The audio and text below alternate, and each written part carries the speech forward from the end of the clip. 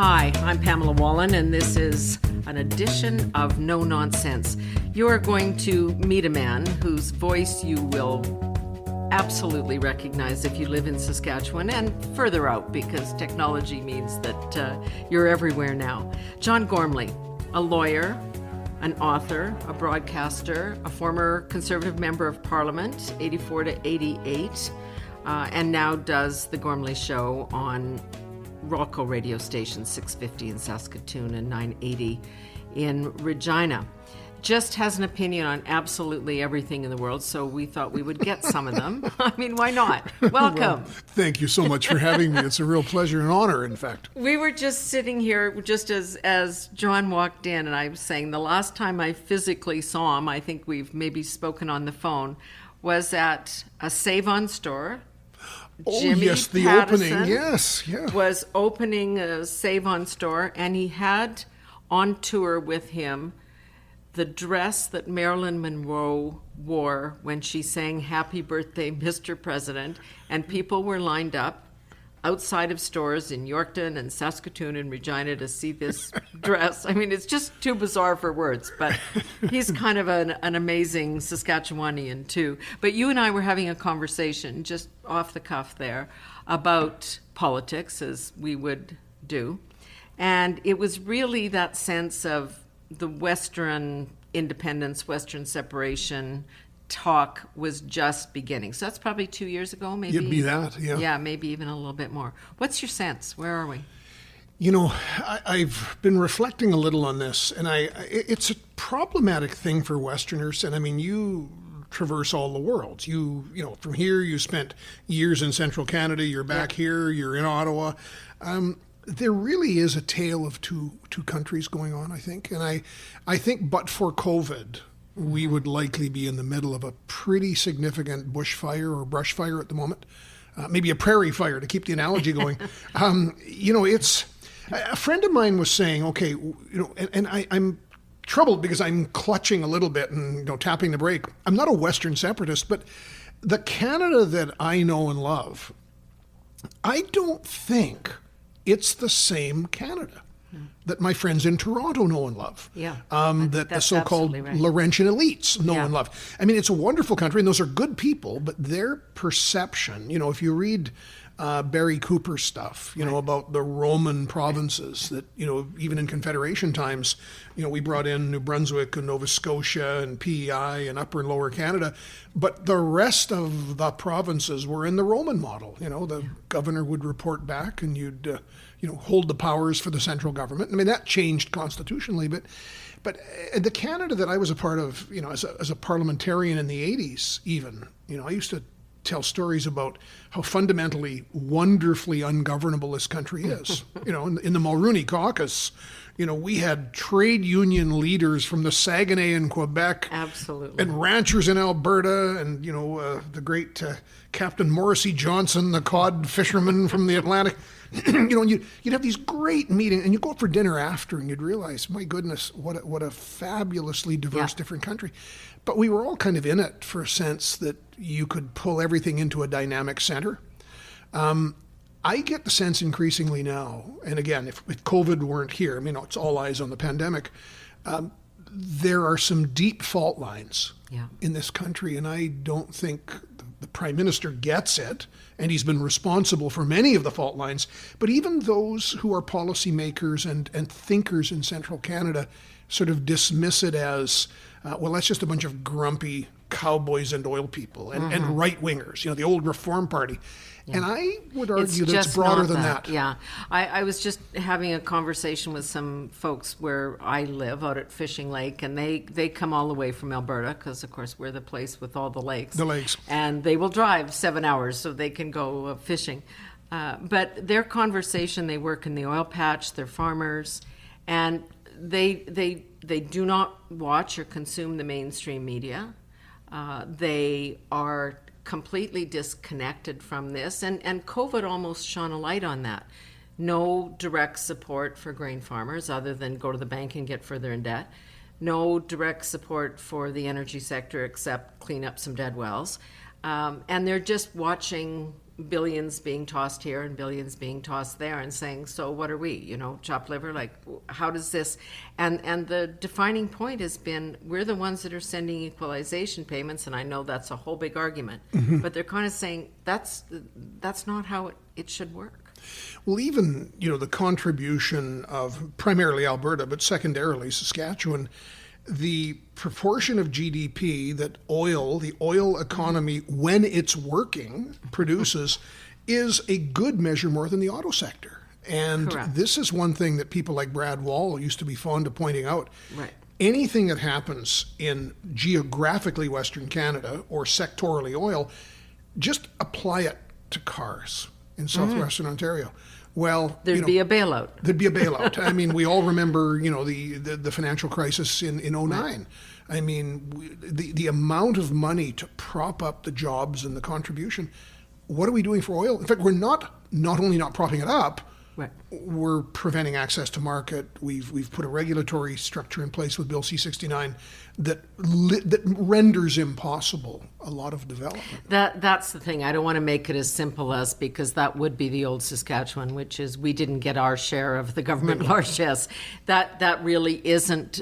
That was kind of the example they were giving. They just feel disconnected because they know that. Everybody that works in the patch knows what the contribution is to the national economy. And there has to be some recognition of it, not just the handout in times of need, but a recognition that this is part of it. We're going to be using oil and gas for a very long time. Yeah. I know everybody thinks it's going to disappear tomorrow, but I think not. No, the International Energy Agency is pretty clear on the 30 to 50 year time horizon. Yeah. And I always say this to people that today, I mean, things slowed down during the pandemic, but as we're listening to this today, the world will burn about 100 million barrels of oil. Yeah. And Canada has the 5th largest reserves. Canada used to have a pretty robust oil sector. So you either get it from here or you're going to get it from somewhere anyway. Yeah. So. No, and dirty oil coming down the St. Lawrence to me is not an answer, but I guess some are comfortable with that. Exactly. I want to take a bit of a diversion if I can, because we've talked about COVID here for a minute. Why? I mean, there are some obvious reasons why we're doing well in Saskatchewan.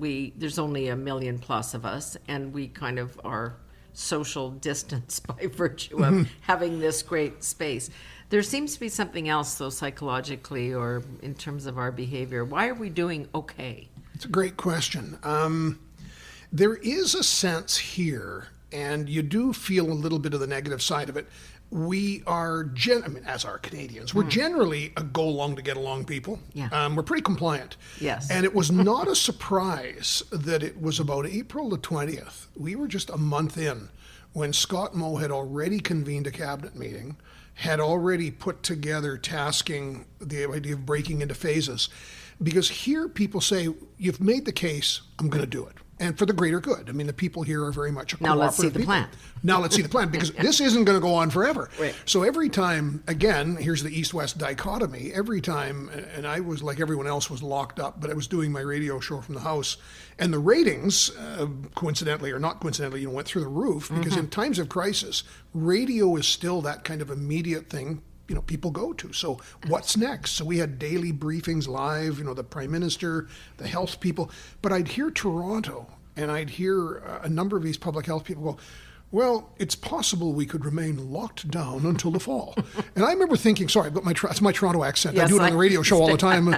Darling, I hear it regularly. And it was, I remember thinking, you've got to be kidding. Yeah. Because you remember what the streets looked like here and everywhere. So people will go along, but there's a point at which they say, give us the plan now. Yeah. And so people have similarly gone along with the plan, but like anything, human nature, our phases are now virtually fully open. The only thing we're not doing are the large, Mosaic Stadium concerts, that sort of thing. But every other part of our economy is functioning as you and I talk today. But you do worry about complacency. Because you walk the parks, you go into stores. I mean, I was laughing just the other day. The identical same store we went into a week ago had check boxes and masks and hand sanitizer. We walk into the same store, and I said to my wife, I wonder what it'll be like there was a little pump of hand sanitizer. Yeah, help yourself. Yeah, there's no rationing people. Yeah. There's no. So the risk is that if we get complacent, this thing is everywhere, and if we're not careful, it's going to. Yeah, we shouldn't be patting ourselves on the back too much, I know, but it really is. Yes, we are compliant, and I think that's important. But this notion of how we have to manage it when Wadena, my small town. Okay, so my definition of small businesses are all the businesses on Main Street, run by husbands, wives, mums, pops. They hire a couple of people. That was not in the government's definition of small business. Their definition of small business is a small manufacturing firm in Ontario that employs 150. Yeah. So these people weren't eligible. So there's also this resilience of somehow, against all odds, without any help, those people, they're back and their doors are open. They took a hit, well, but they're big hit. still doing it. Yeah. It's incredible. And I think a lot of the movement toward local focus, and from business groups to some media companies like ours and others, we've been doubling down. Make sure you shop local. Or as the Regina Chamber, John Hopkins talks about, tip like a big spender. So my wife the other day, we were in a restaurant. She says, "You're tipping 40% of the bill." I said, that kid needs that money. And so, the key is we've got to keep our money. And at if home. you can do, exactly. If you've got it, spend it. That's our form of, charitable work. Exactly. I hate to even raise the phrase because, of course, we're all in the middle of that too. Politics in general, and I guess we're all looking stateside because it's election year there. Our politics here. It does seem to me, and I want to be careful here because we've both been part of the political process, and I still am to some degree. It doesn't seem that we have the kinds of leaders that we need. There seems to be something, I don't know, missing in people, whether it's their understanding of the different parts of this country, their confidence to take a tough decision and take some heat. We're living through all of this now with the Black Lives Matter. It's a tough time. It is. I'll give you that. Do we have the right people? No, we don't. I wish you hadn't said that so quickly. Yeah, no, I am convinced. I was just thinking as I was walking over to spend time with you today, those of us who studied political theory, if you tried to dial up Marxism 101, you need class struggle, you need cultural discontent, you need haves and have-nots, you need everything that differentiates us. Yeah. I'm a BIPOC. I was introducing a friend to that. You'd know it because you are in an elite, Senator. But I said BIPOC, and my friend said, "What POC?" And I said, "Oh, you're so backwards. Yeah. It's Black, Indigenous, person of color." And this was a well-educated person looked at me and said, "I've never heard that term." And I said, "Well, get used to it because even then you can further bifurcate BIPOC." Right.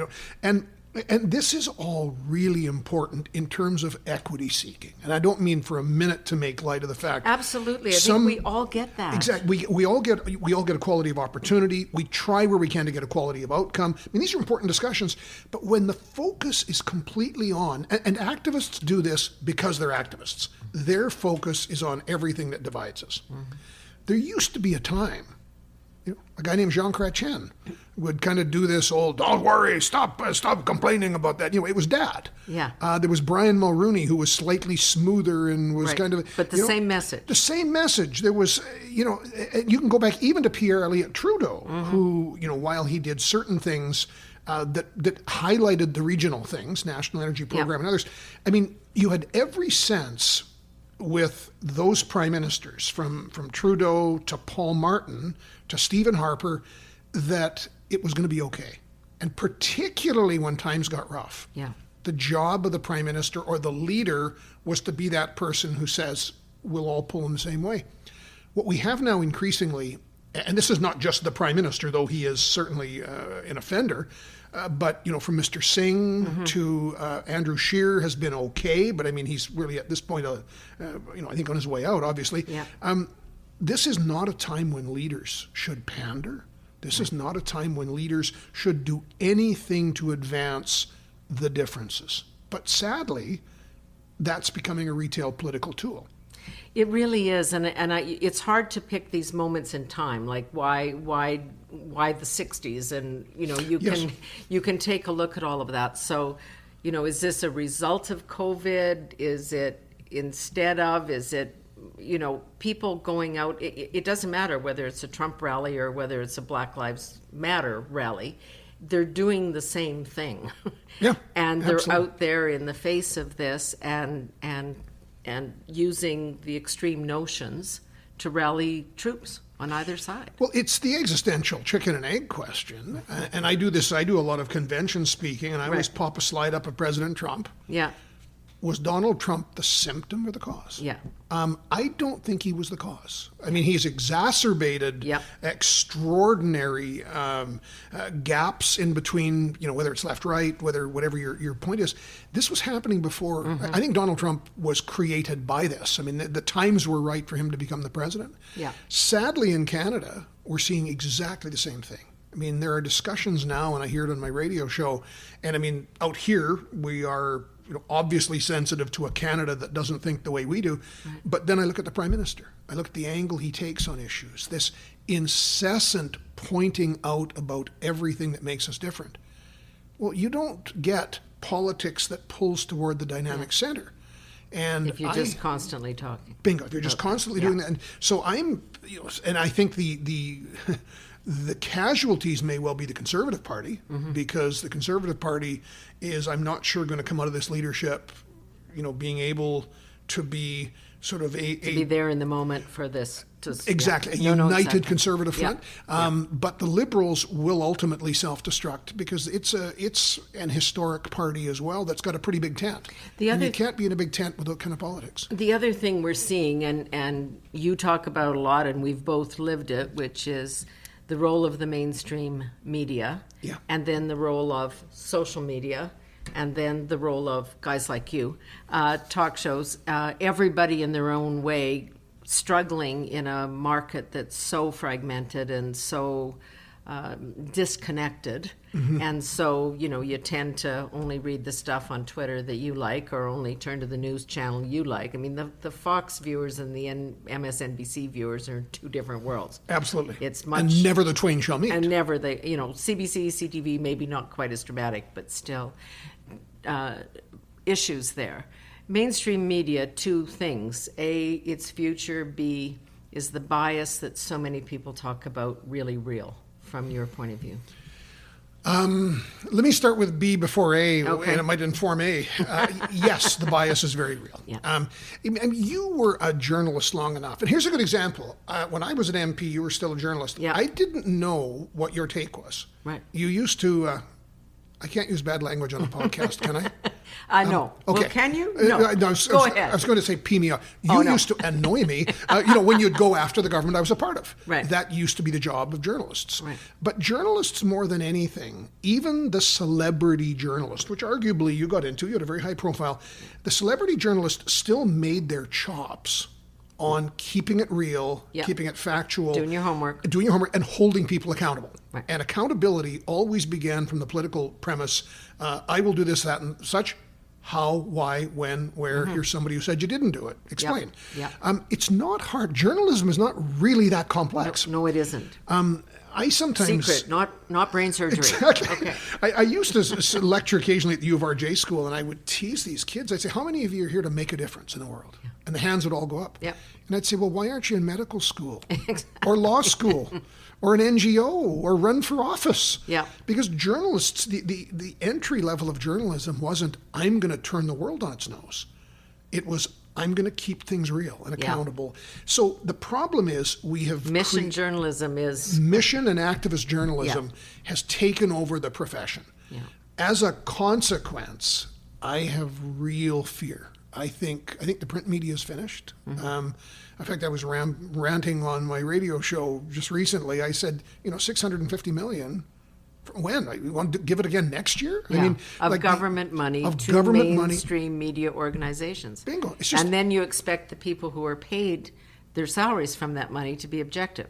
Why and how would they be? Absolutely. And you expect the people who are paying the money, the taxpayer, to say, gosh, you're going to be assiduously neutral and fair and balanced? Right.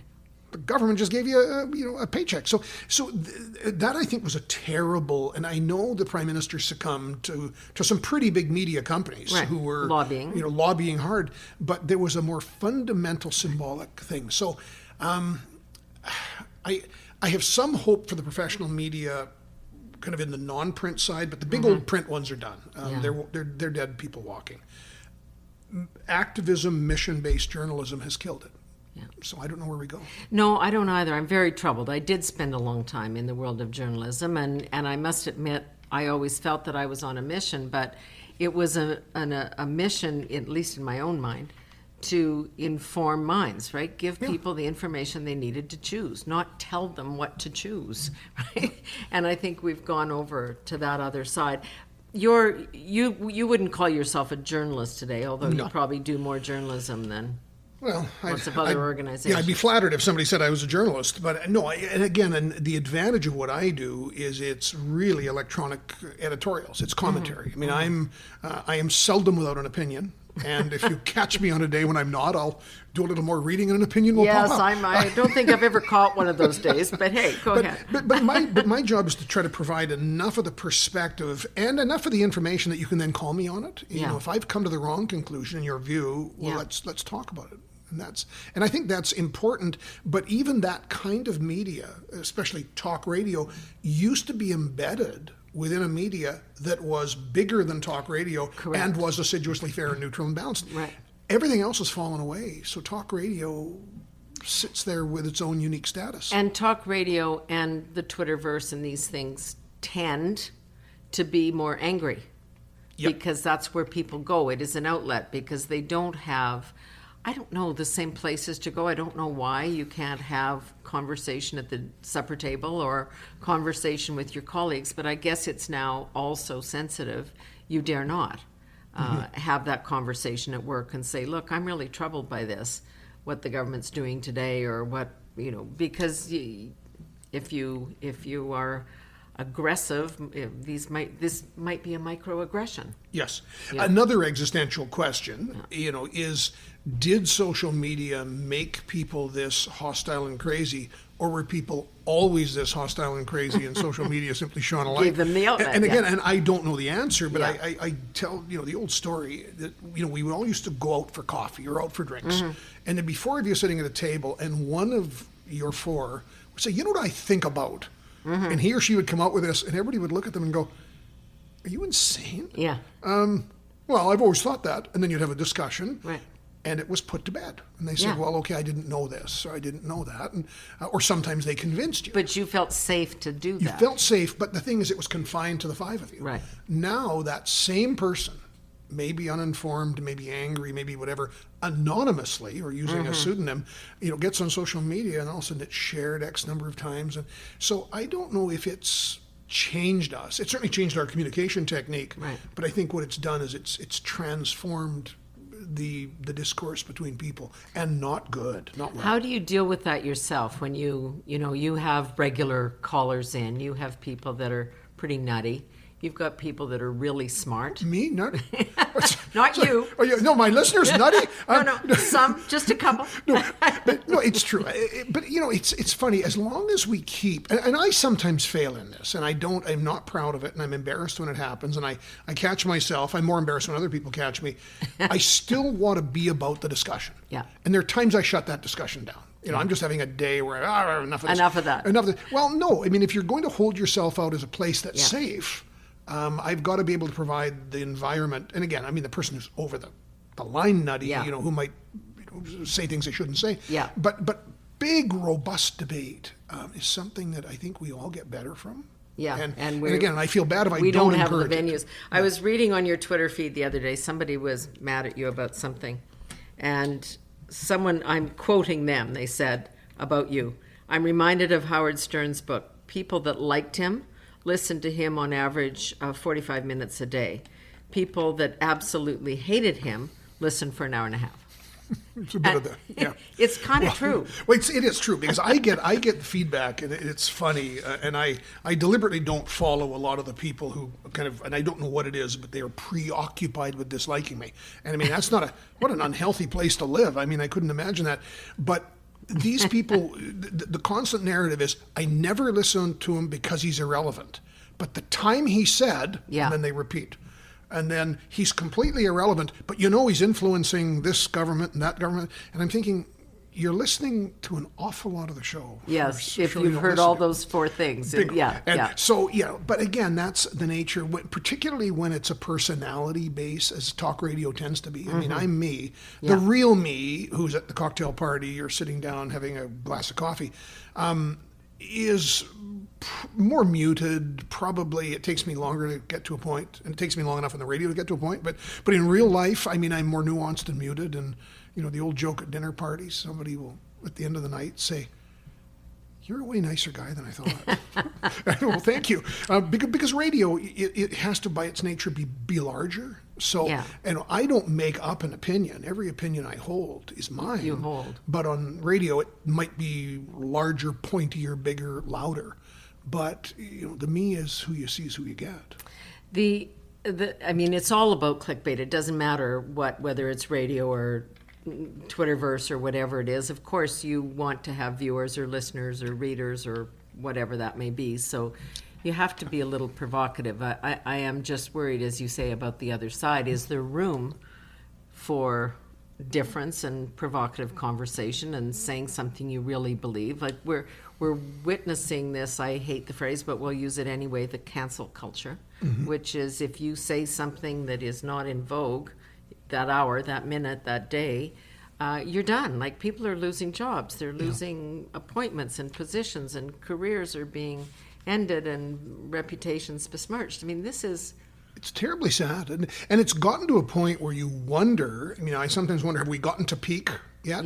I'm not sure we're still at peak cancel. I mean, it's, I'm not sure and the best line is, win the argument, don't stop the argument. Yeah. I mean, if somebody is that offensive and that objectionable, J.K. Rowling, who has simply suggested that it might not be a radical notion that people with uteruses have babies and menstruate.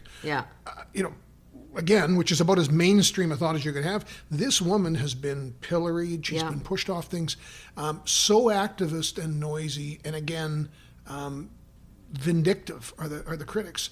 If she really is wrong, meet her in the public square and make the case. And inform her and make the case. It speaks to another thing that's always troubled me, and I think you and I have even talked about this before, the notion of the tall poppy culture that we have in Canada. Yes. And whether this is just an exaggerated version of it, that you can have some success in Canada, but not too much.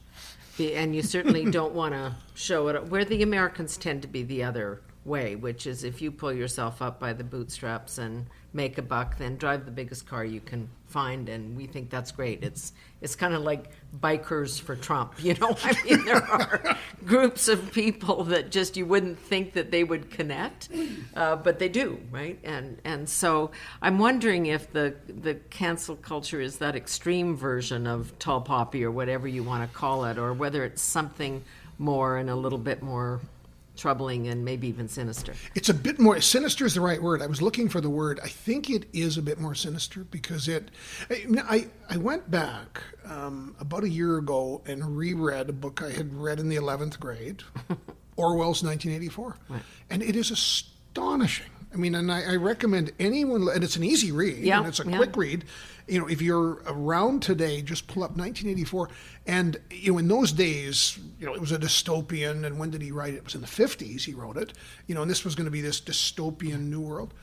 It's here. And the idea that there is official think and there is a sanctioned way you can think, that's the more iniquitous part of cancel culture. You're not allowed to question that kind of orthodoxy.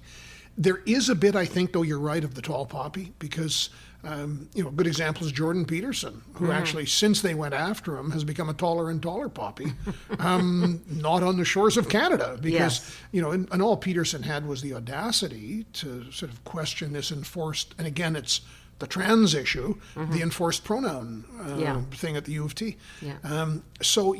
But sadly, inside Canadian thought these days, there's very much a mainstreaming and a streamlining way, way away from, I think, what most reasonable regular people would see. I think that's the difference. You know, when you have these, you watch the stuff on the screen or the debate in whatever, you know, Parliament or the Senate or wherever it might be, and then you have conversations with regular people who are your neighbors, and they're going, this doesn't reflect my world in any way, right? This is not my world. So it's more of that disengagement that people are experiencing. But query, and this is where I don't know where it's going, the disengagement's getting deeper. So does it become a case where a tiny minority of people, through canceling, through thought enforcement, through these things, actually end up governing the other 90% of the population? Or does the 90% at some point say, enough? And when they say enough, how does that look? Yeah. And it might look a little bit, going all the way back to our earlier conversation on, you know, the central Canadian perception of the West, the West perception. So it might speak to regionalism in the country. I mean, you know, I get what the mandated issue is here or there, but the 90% of people in this region say, no, it's something else. Yeah. It might be that. It might be, you know, again, it might come in political leadership. I mean, and again, as much as, and President Trump, you know, he horrifies me. Many of the things he says and does. I mean, and I'm a conservative, and I'm appalled. But what allowed him to have that base? Exactly. And it's a pretty solid. He's at 35% when he wakes up in the morning. Yeah. And that's not a bad base to work from. And he's done a lot of self-inflicted damage, right? And the numbers. So, you know, there is a thing where when the silent people are no longer silent, I think they'll act differently. I want to bring it back to home sweet home here in Saskatchewan, because it's obviously an election year here. When you were writing your book, I've got John's book sitting here, and you were talking about that change in the Saskatchewan mindset that occurred when the change that brought Brad Wall to power, and where he could talk about hope was going to defeat fear and all of those things, and that playing small doesn't serve anybody. Saying you're sorry, apologizing for who you are, being happy, running forth. You know, nobody wants to be that. Has that now insinuated itself into the Saskatchewan psyche, or do you think that's still fragile? That's a great question. I think it has in many ways insinuated it, and part of it is, and I've often tried to break out the dimensions. For many years in Saskatchewan, it was fear of change. Mm-hmm. Because, you know, if you go back to an agrarian lifestyle in Saskatchewan, once you got through the dirty 30s, farm equipment you used, farming techniques, the people who taught your kids at school, not a heck of a lot changed from 1945 to 1965. Now, if you go over 20 years of technology today, yes, I mean, my goodness, and I still have trouble with this because I still remember the year 2000 like it was yesterday. I can probably still tell you what I was wearing. Well, you know, we have now digital and technological advancements that are literally redefining things every 2 and 3 years. Yeah. So we've got that. We've also got millennials who their life is change and adaptation.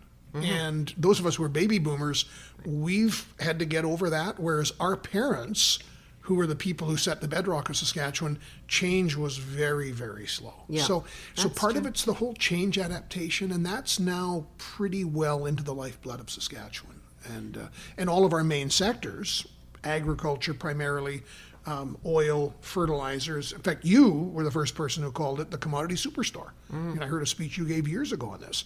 You know, that commodity superstore, it grows and creates and markets itself now in ways that don't even resemble 5 years ago. I think I may have borrowed that from Grant Devine. Oh, really?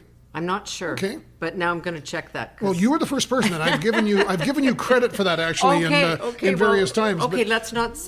We'll just let that be. I'll take credit. Okay, Grant. So get used to it. Yeah. No, and again, you know, you want to look at a guy. You talk about a visionary. I mean, Grant Devine today. I bumped into him recently. Oh, the stuff he's doing. He never stops. I mean, he's always that kind of approach that is always seeing what's the next thing. Yeah. We didn't do that in Saskatchewan for a long time, and we were insular and small. And then it was easy to play fear, because fear of what you don't know yet could be somebody who could do you harm. And I think, again, for the purposes of the political discussion, I was just laughing the other day. I mean, here's one for you. When I was a young politician in my mid and late 20s, we used to joke that if you allowed elections for everybody over 60, the NDP would govern every seat forever because all the old people were the socialists. Yeah. The CCF. Yeah. But now millennials are typically more left-wing and progressive. Right. It's everybody now over 60 has become an arch conservative. So there's this funny thing that, even in Saskatchewan's body politic, it shifted. Those shifts that you're talking about, I mean, it is hard to predict, and we could just sit here and speculate, but that generation, the millennials and those underneath them, the Gen Xers, or I'm not even sure what the terms are anymore, they also don't have a connectedness, maybe they do, somebody will challenge me on this, the way we do to the physical place of home, because if you live on the phone or with the technology, you can go anywhere, look at anything, experience anything, and it doesn't have to be here. Do you think that will undermine that whole connection, or maybe in some way end up strengthening it? Because if there can be anything, if anything is possible, then what is certain is your family and your hometown and your bedroom or whatever it may be. That's a fascinating construct. There are writers who have suggested, because the millennials and those underneath them, the Gen Z,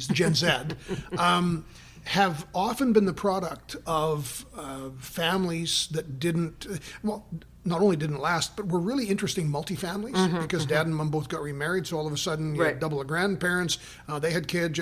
So these kids have taken things like relationships and love and identity in different ways. It still matters. And I find sometimes some of the more traditional arrangements I've seen for people putting down roots are really young people. Because they're saying, I lived in this, and again, I was well raised. Yeah. It's chaos. And, so I'm going to, I waited much longer to get married. I'm married, we're having children, and we're putting down roots. So I find that, again, the old story about the endless rediscovery of the wheel. Every generation discovers certain virtues, and then we think we've forgotten. I like that assessment. I'm hoping you're right, and I think you're right, because I see it even in my younger family members, those kind of choices. How long are you going to keep talking on radio? I'm not sure. It's got an end. I could do it for the rest of my life. Yeah, you could. But radio works best when the principles of frequency and consistency. So, I need to be on the radio 40-some weeks a year, 42 weeks a year.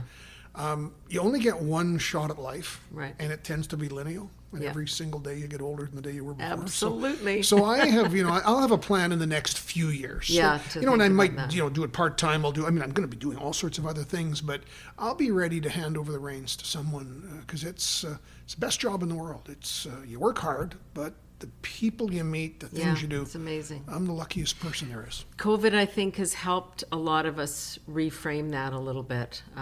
Just coming home, you realize you can be content with yourself or spending, less time out and consuming. Like, we can really do with less. We can really be kinder and gentler. Absolutely. And it's been a good lesson. There's a little bit of peace with that. Absolutely. Yeah. Great to talk to you, John. Thank you so much. Well, thank you, Senator. It's been a pleasure. And Pam, it's always great seeing you. Appreciate it. No, it really is. John Gormley. And I would say Voice of Saskatchewan, it goes without saying. Thanks for being that place where people can still talk. Thank you.